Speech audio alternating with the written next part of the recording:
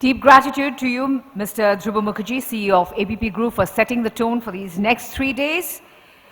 Ladies and gentlemen, we now present to you the Futurist keynote. And before I invite this gentleman onto the stage, a few words of introduction for him.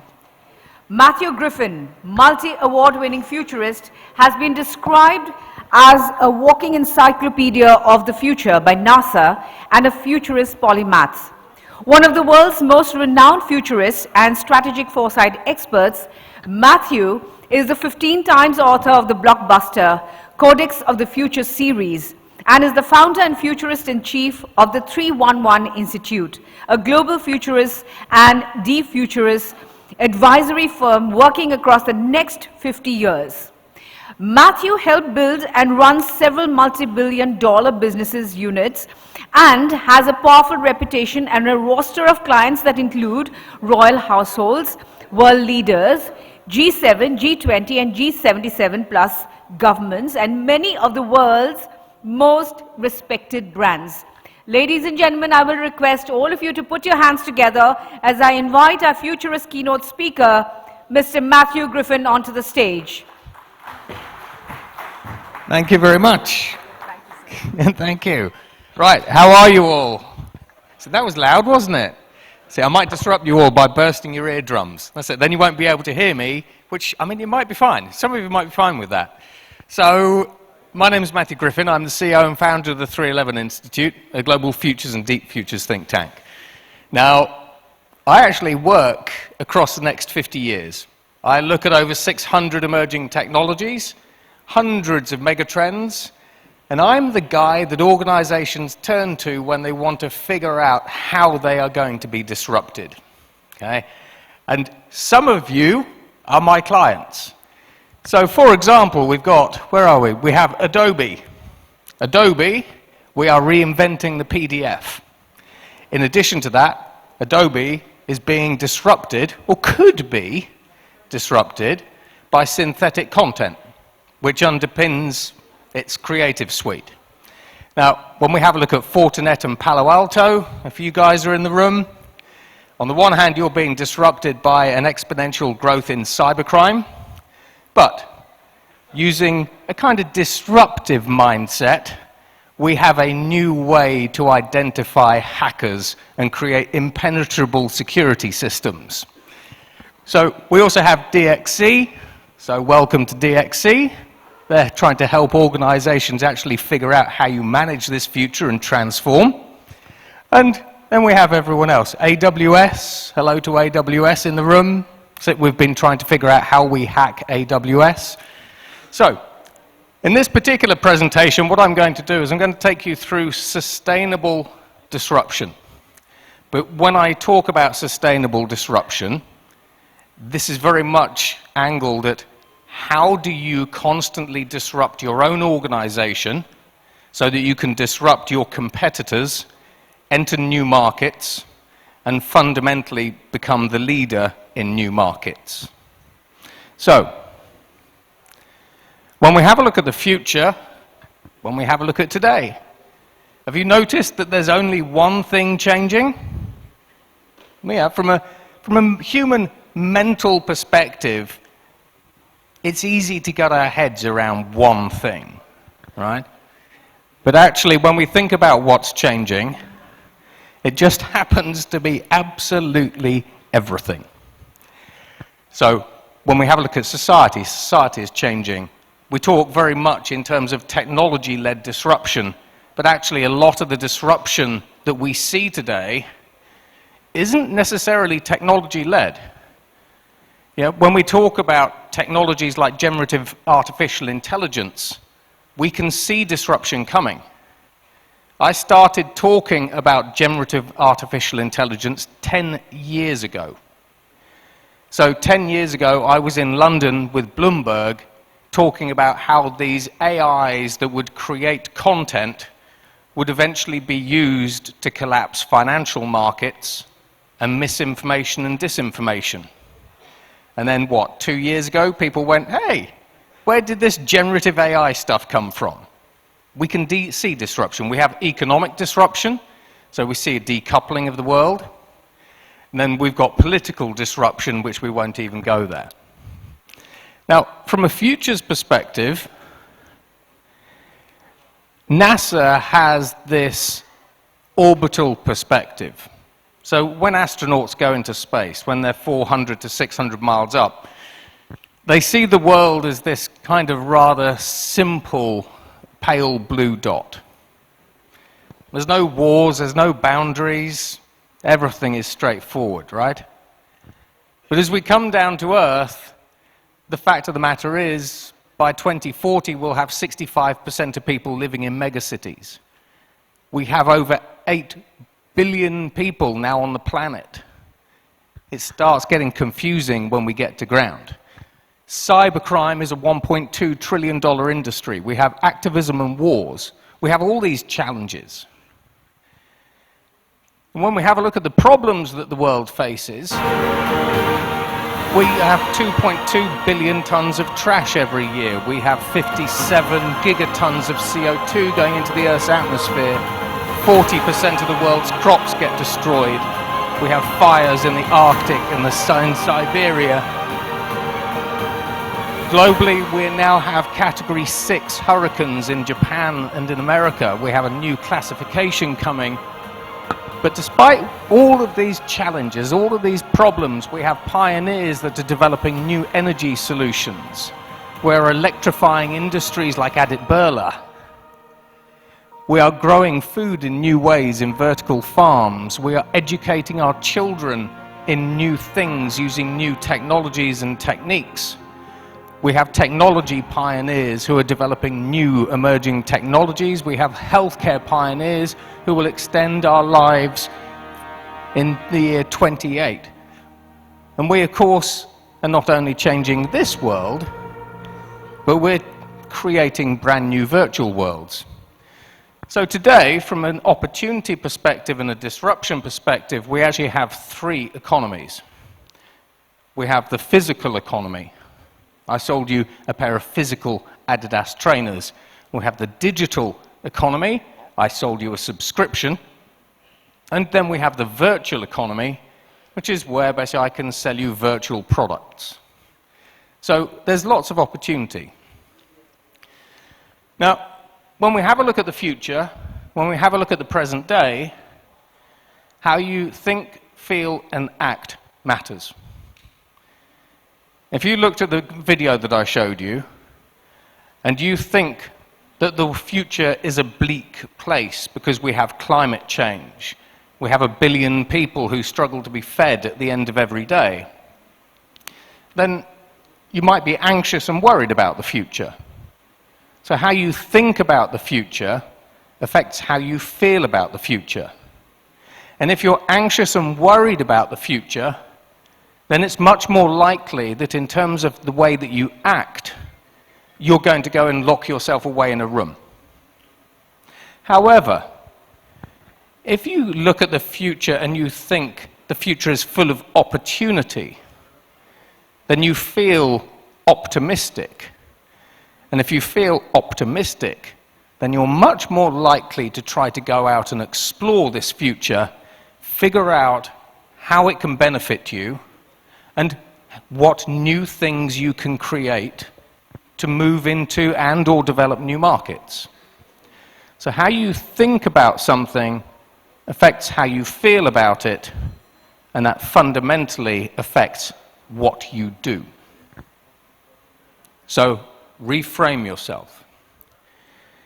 Now, I also recommend, these are kind of the core attributes, you need to expand your thinking. The vast majority of disruptions don't come from within your own industry. If you think about the oil and gas industry, do you really think that the oil and gas industry was ever invested in moving away from fossil fuels? When you have a look at the automotive industry, do you ever think that Mercedes said, you know what, we've been building cars with internal combustion engines for 100 years. It's time for us to do things differently. disruption generally comes from the places that you least expect. And when we actually have a look at the automotive manufacturers, Mercedes invented the car. They have a market capitalization of $65 billion. You could argue that Tesla reinvented the car.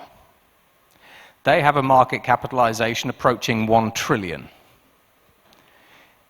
When you look at disruption as an opportunity rather than a threat, the upsides, the revenues, the share prices, the shareholder returns are staggering. Once you've looked across different industries to see what they're doing, once you've looked across different countries, India disrupts differently to China. China disrupts differently to the United States or Europe. So when we talk about expanding your horizons, don't just think about looking at what other industries are doing, look at what other countries are doing, and then bring those pieces back. Then start experimenting. If you found something interesting, experiment. Because you can't really ever understand these new things if you aren't using them yourselves. And then you have to unlearn. The way that we are creating businesses now is fundamentally different to anything that we've seen in the past. And I'm going to show you a video in a little while of just exactly why you need to unlearn everything that you've learned about the world. Now, from a disruption perspective, we can kind of define disruption like this. Disruption is a radical change to the status quo. Plain and simple. But the fact of the matter is, you get disrupted for two reasons, as a business and as a country as well. You get disrupted because you disrupted yourself. You saw disruption, you did the due diligence on it, you experimented, and then you acted. And so you disrupt yourself and you move into a new market. Or you were disrupted because you saw it coming and you just didn't bother to do anything about it. We can forgive not seeing disruption, but if you're an organization that saw disruption coming and you simply sat on your butt and did nothing about it, then that's on you. But disruption also comes from anywhere. Now, when we're having a look at the future, ultimately, these are the three things that you need in order to be more successful, or even massively successful. Firstly, you need a vision. So what is the vision of your company? Now, for example, if we have a look at Apple, Apple's vision for itself as a company is in 10 to 20 years' time, Apple do not want to be known as a smartphone manufacturer. They want to be known as a health company. So this week, Tim Cook came out and said, we no longer want to be known as a smartphone company. When people look back in time at what Apple is in the year 2025, 2030, we want to be known as a healthcare company. Now, on the one hand, that's a massive shift. It's a massive market. It's a new vision. Apple will only achieve that new vision if they have the right culture. Because if Tim Cook says, we want to be a healthcare company, and no one else in the company says, I agree with you, let's be on this journey with you, they'll fail. There is a reason why company culture is called the corporate immune system. Because if you want to kill change, having a toxic culture is the fastest way to kill your company. That's 80% of the battle. And then the rest of the battle, the other 20%, is doing. You've got your vision, you've got your culture sorted out and aligned, now you need to get on with stuff. So here's a tale of two companies. I ran IBM's public safety and national security business back in the day. IBM saw this new technology coming along, technology called cloud computing. Cloud computing was fundamentally disruptive to about $50 billion worth of IBM's managed outsourcing business, the big data centers, the strategic outsourcing stuff. And so as we saw the rise of AWS and Microsoft, IBM did nothing. IBM had a market capitalization of $110 billion. As IBM sat there and sat there and sat there, eventually AWS, Google, Cloud, and Microsoft became the market leaders. IBM lost half of its market value and then started splitting itself up. IBM saw disruption coming, had a problem doing the due diligence and quantifying it, and then I'd argue had the wrong culture.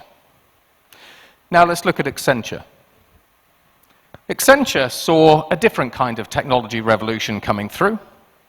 They saw digital transformation. So they invested early. They built out capabilities, they hired people, they bought companies. They invested really quite heavily in trying to be the market leader in a market that at that point didn't really exist. They built their capability up over time, and over time, over the space of about 7 years, Accenture, who saw disruption coming, did their due diligence, took it seriously, and tried to get ahead of it, ended up tripling their company revenues from $20 billion to $60 billion. It's not that you aren't seeing disruption coming. It's your culture that makes all of the difference, and then the actions that you take. Now let's have another story of two giants. So both of these are my clients, Samsung and Huawei. 10 years ago, I sat down with the vice president of Huawei CRI in London. And he said, in 10 years' time, what do you think the worst thing that Huawei could be? And I said, well, a hardware company. About 4 years later, we started putting together plans for Harmony OS, which is essentially the Huawei and Chinese equivalent of the Google Play Store. Huawei as an organization has seen terrific disruption.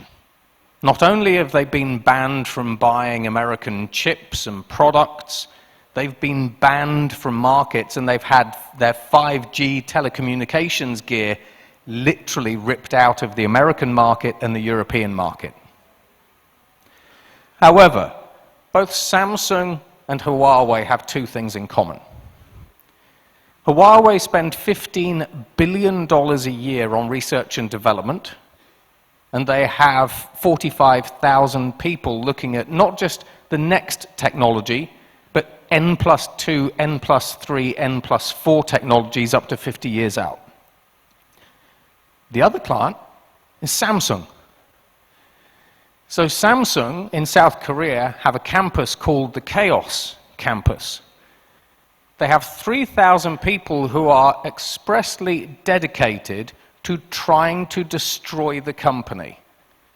Because if you know how to destroy your own company, then you know how to disrupt your company. You know where your competitors and new competitors will come from, and you can develop the plans and the visions that you need to either avoid disruption or to lead disruptive change.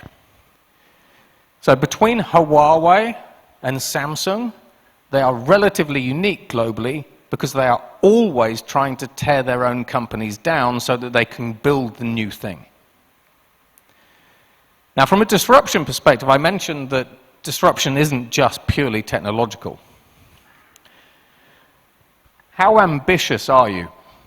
It's all very well having a vision, but especially in India, consumer market of 1.5 billion people, record levels of foreign direct investment in the country,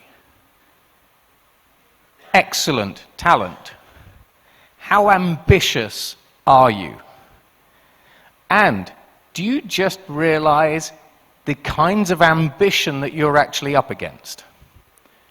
Because if you've ever heard of Sam Altman, the CEO of OpenAI, which is now a what, $150 billion startup AI company, I would argue that Sam Altman's ambition is greater than all of your ambitions. So I'm going to put this into perspective. In 2028, Sam Altman believes that OpenAI will be able to create artificial general intelligence. Now, AGI, we estimate, will have an IQ of about 1,600, 1 billion times more general knowledge than any human, and a learning speed of approximately 3 trillion times faster than any human. Now, Sam Altman categorizes AGI as the point in time where artificial intelligence is capable of outperforming all humans at all economically valuable work. So think about ChatGPT and GPT-5 that are expert enterprise coders. So on the one hand, Sam Altman could own, literally own, the entire global services industry, where AI configures networks, autonomous artificial intelligence systems manage your cybersecurity, where AI does your software development, it does your product development and everything else. But when I talk about ambition, what if you owned an artificial intelligence that could make multi-billion-dollar businesses? This is Sam at a JP Morgan event. Highly performant, smaller teams, thanks to these tools and these technologies, are going to be able to do so much more. Is that a trend you're seeing from the startups growing around y'all in Cerebral Valley? We're going to see 10-person billion-dollar companies pretty soon, like billion-dollar valuations.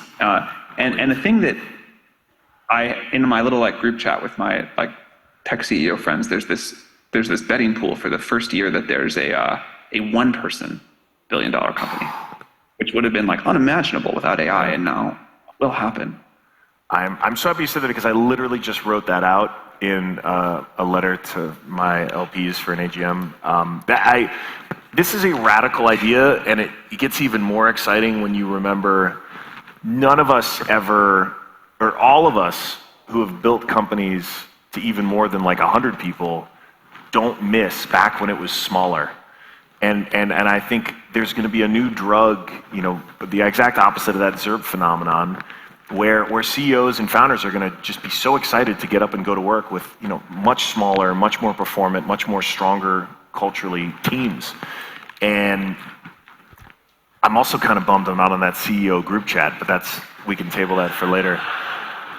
But I think this feels like a seminal moment, and I get you all are not sitting around patting yourselves on the back, but it's a big deal.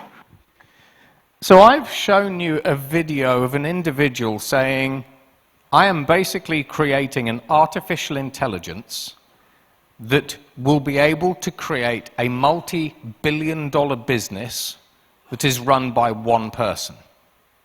It's going to start in the tech sector. It's going to kind of be a digital company. So I think software development, think agentic artificial intelligence. As you're building out your own businesses, I've shown you a disruption. Now, at Harvard, we used AI to build 70 autonomous businesses. Within 7 minutes, we built an enterprise CRM system for $1. I've shown you how you can be disrupted. What's your play? Now, when we talk about technology-led disruption, the rate of innovation is accelerating. In Germany, we used an artificial intelligence to develop a brand new rocket engine that's 3D printable, and we developed it in 6 hours. So I start disrupting the global rocket industry. What's your play? Google DeepMind has an artificial intelligence that can create new vaccines in 7 minutes. In Silico, in Australia, uses an artificial intelligence to create 30,000 new medical drugs in 21 days. Speed is also a disruptor, because it used to be the case that you had time to see this stuff coming, and you had time to understand it, get a point of view, think about what it meant for your businesses, how it would impact you, and then develop a strategy. In the past, you might have had 10 years to see this coming, develop a strategy, and build out new capabilities in your response. Now, you might have a month. We've got artificial intelligence with Google and NVIDIA building the next generation of GPUs and AI accelerator chips. If you are investing in the Indian semiconductor marketplace, what happens when your competitors are using a technology multiplier that means they can create new AI accelerator chips every week? Then we have AIs generating code. Then we have this. Synthetic content. How many of you watch Bollywood films? Yeah, we like Bollywood films. Now, 10 years ago, I showed how artificial intelligence was going to be creating content. So artificial intelligence is now starting to get to the point where it can make a relatively decent movie. And over the next 3 to 5 years, you'll just be able to say, create a brand new Bollywood movie for me in the style of X with a plot of Y, and it will create the video, it will create the content. Bollywood, if it is not very careful, on the one hand is going to be disrupted. Content creation is being disrupted. But secondly, Bollywood will see price collapse. Because how many of you in the audience today have the budget to create a blockbuster Bollywood movie? No? No hands up? Oh. Evidently we need some CEOs in the room. Now, artificial intelligence via synthetic content generation drops the cost of making a movie from, say, $100 million to 0. In 5 years' time, your kids will be able to make a good Bollywood movie, put it onto YouTube and say, hey, here we go. Bollywood will face price collapse and disruption. Now, in addition to this, this also gives us a new lesson in disruption. When it comes to disruption, distribution matters. The reason why OpenAI penned a deal with Apple for free wasn't because they wanted to give Apple access to ChatGPT for free. No, no, no. It was because Apple gave them distribution to 1 billion devices. Distribution is your moat. Think about Reliance Jio and so on and so forth. Distribution is your moat. Now, when it comes to disruption, we talk about technology-led disruption. But if you go to any investor and you say, I've created a brand new drink, and I want to put that drink into every supermarket, the first thing that every investor will say will be, it's a packed market, you stand absolutely no chance of disrupting Pepsi, Coca-Cola, etc., right? The drinks market is absolutely packed. And yet Prime disrupted the global drinks market. They now have revenues of $1.2 billion. They did it because they leveraged their YouTube fame. We call it playground marketing. They created a drink and then they used playground marketing across social media to disrupt the global drinks industry. Jio. I see disruption as a game of chess. So Reliance Jio, in 2015-2016, thought, how do we dominate the Indian telecommunications market? And I mean, you should probably already know this. What they did is they gave away a lot of 4G SIMs. So can you now imagine the CEO conversation saying, I want us to be the biggest Indian telecoms operator in the future. How are you going to do that? I was going to give away hundreds of millions of 4G SIMs, or millions of 4G SIMs. At what point does the board and the CFO say, you're an idiot? Giving stuff away? Absolutely no. And yet here's the play. Jio gave away millions of 4G SIMs. It has a market now of 15 billion. It's got 470, 480 million Indian customers. But that's the start. The next move for Reliance Jio was then to create Jio Financial Services, payments on all these mobiles that you have. So now Jio starts disrupting the Indian financial services market. Then they move out of India. Then they start moving basically into Southeast Asia and other places. Disruption is sometimes a game of chess. Temu. If you step back about 5 to 10 years ago, everyone in the boardroom would say, when we're having a look at the future and when we're having a look at disruption, what would Amazon do? What would the big tech giants do? Now, when we have a look at the grocery space and the retail space, if I told you that we have a way to disrupt Amazon, what, $200 billion company, people would be saying, as a startup, we cannot possibly disrupt Amazon. So what we have is we have social media applications which we start turning into super apps. Within those social media platforms, we embed payments, we embed commerce, and all sorts of other things. In TikTok, Temu have inserted themselves into TikTok natively. TikTok has about 1 billion users now. Did you know that Temu was started in 2022, 2 years ago? This year, it's going to have revenues of $54 billion because they disrupted Amazon by embedding themselves into super apps. This is a disintermediation play. When we have a look at financial fintechs like Revolut, Revolut now has a market capitalization of $54 billion, and everyone looks at Revolut and says, which is a little bit like RuPay, but everyone looks at fintech, at Revolut and says, they're a fintech. They are not a fintech. Revolut is a super app. And then when you have a look at On, I've seen some of you wearing these. On tried to sell their trainers, tried to sell the company to Nike.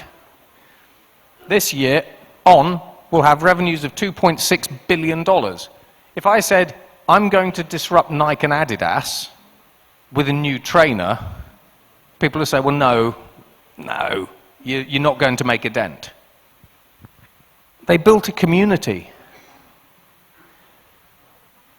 In terms of identifying new markets, moving into new markets, and dominating new markets, it's not always about technology.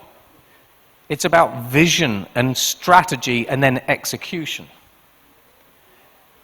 Now, from a leadership perspective, leaders need to have two brains. So there's functional leadership, which is how do you get the most from the organization that you have today? How do you execute lean? How do you sharpen the saw in corporate geek speak? And then you need entrepreneurship, or enterprise leadership. So enterprise leadership is very much about thinking about what's coming next, what do we want to be when we grow up. Increasingly, when you have a look at the world's most valuable companies, they are what we call ambidextrous organizations. Now watch this next video, and tell me how many industries this 1-minute experiment disrupts. Velocity. Oh, we can see it coming down through the plume. You probably know the company. Booster coming in hot for booster catch. We're going to ignite 13 of those Raptor engines, and this view is incredible right now. You can see how fast this vehicle is moving on the left-hand side. Landing burn, 13 ignited. We're now down to 3 Raptor engines. We can see those chopsticks now in here.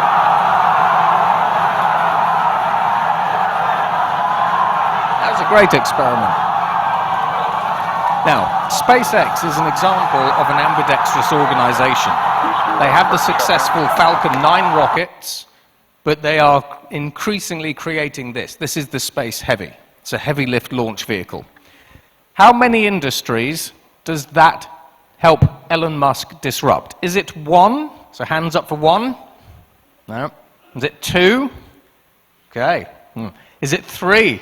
You're either not putting your hands up or you're very confident about this. Is it 4?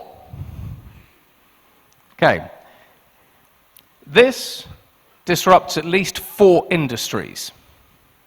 Now, it disrupts the space launch industry because it drops the cost of launching stuff into space 100-fold. It disrupts the military logistics industry because you start moving military equipment from one side of the planet to the other in 45 minutes. As the costs come down, it disrupts civil aviation. So we have Tata in the room. Tata actually own Air India, bought in 2021. What happens when SpaceX start moving people from one side of the planet to the other for the cost of a commercial airline ticket? Because that is Musk's vision.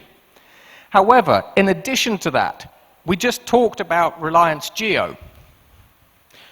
Why do you need a 4G or 5G phone if this helps Elon Musk launch 22,000 satellites into low Earth orbit, cheaper than ever before, to then provide every individual in India with space-based satellite-to-phone 5G capabilities? This, most people will see this as a reusable rocket, but this disrupts at least 4 industries.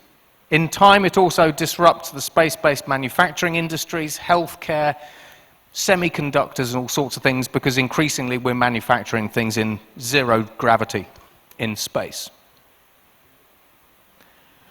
So, in terms of proactive leadership, you need to think about what do you want to achieve versus avoid. If you're thinking, how do we avoid going bust or bankrupt, then you're thinking tactically. If you're thinking, how do we achieve more, you're thinking strategically. You need to think, see, and plan long term. All of the largest organizations are increasingly looking at the long term because the markets are huge, like Elon Musk. Elon Musk isn't thinking, how do I disrupt Reliance Jio's mobile services in India? He will just run over Jio. And so Jio need a play, which they will probably have a play. But also, when you're looking at new product development, you need to think, what new products and services can we be building for Horizon 1, Horizon 2, and Horizon 3? So short, medium, and long term. Because this is your roadmap. And then as you end up figuring out what your Horizon 2 and Horizon 3 products and services are, you can start building out your future capability. And increasingly, if I say to you, opportunity is not your problem, how many of you think that you have no opportunities in India, let alone anywhere else? You are not opportunity constrained. You have too much opportunity in front of you. Your actual problem is, how do you align the capital, the culture, the organizational structures and resources to move into new markets, do new things in new ways, and disrupt your competitors? And then when we finally have a look at core behaviors, embrace change and ambiguity, because everything's getting faster. Everything is changing. Take risks. If you are not willing as an organization or as an executive group to take risks, you will get run over by someone else. And you need to get uncomfortable. Because if you are comfortable, then you're happy with the status quo. And while you're happy with your status quo, you have Sam Altman looking at your businesses going, I'm going to take you all out. And then at some point, you're going to be uncomfortable. You've got to be curious. You've got to ask better questions. Go everywhere, talk to everyone. You've got to be open-minded. Because I said we have Palo Alto and Fortinet in the room.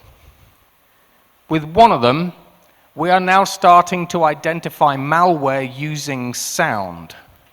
Because using artificial intelligence, we can identify the sound that malware makes when it's running on your hard drives and your CPUs. Be open-minded. I can disrupt every Indian bank with a fridge, which is maybe a story for later. And then, of course, basically from an acting perspective, you need to grow outside the core. So companies that have done this, this is where you leverage your existing capabilities as an organization. So AWS is an example of this. So Amazon Retail was using huge amounts of compute. And at some point, Jeff Bezos thought, why don't we repurpose that compute to the cloud? AWS was born. Disney. Have you noticed that Disney is doing lots of franchises now? You've got all kinds of different franchises that are coming out, but each character within the franchise now has its own series. That has increased Disney's revenues like crazy. And then new growth engines. Ørsted was a fossil fuel company in Norway. They are now the world's largest renewable energy company, especially in wind. Google's a search engine. Except Google is increasingly becoming a healthcare company. They're building new capabilities. In the UAE wants to 3D print all new buildings by 2030. So when we talk about building new growth engines, next year, try to get 2% of your revenues from a new business that you don't have today. And then the year after that, it's 4%, then it's 10%, then it's 20%. So next year, try to get 2% of your revenues from something you're not doing today. And then move at speed. Disruption is increasingly rapid. And while most of you think you can probably move at speed, if I said to you, I've identified a brand new market opportunity. It's a $1 trillion market opportunity. It's just sitting there waiting for you to take it. You will tell me you can move into that market really quickly. Prove it. Because most of you won't be able to move into that market very quickly at all. And then, finally, it's never too late to move. One of my clients is Nokia. They are the literal case study for an organization that was horribly, horribly, publicly disrupted. And I was with them about 2 months ago, and the culture of the company is now very much, we can sit where we are, and we can, as Nokia, continue to bring in revenues of about $2 billion from our patent portfolio. However, over time, that patent portfolio revenue is going to decline. We have to move. We have to be disrupting ourselves. We have to be looking at new opportunities. So the entire culture of Nokia is all about doing new things, finding new opportunities, and then getting as much from those opportunities as they can. So that's it. Thank you very much for your time. I hope you enjoyed that.